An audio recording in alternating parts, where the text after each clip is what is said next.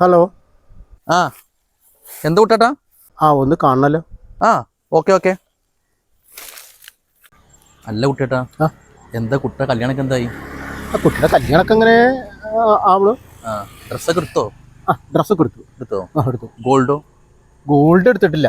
ഗോൾഡിന് ഇപ്പം എന്തൊക്കെയാ വില ആണാവോ. നമുക്കൊരു കാര്യം ചെയ്യാം, യൂസുഫ് അലിക്കൊന്ന് വിളിച്ച് ചോദിച്ചോക്കാം. ചോദിക്കാം, ചോദിച്ചു നോക്കാം. മയങ്ങുമ്പോൾ ഒരു മണിക്കീനാവിൻ്റെ ഇതിപ്പം തൽമിഷായി വിളിക്കണോ?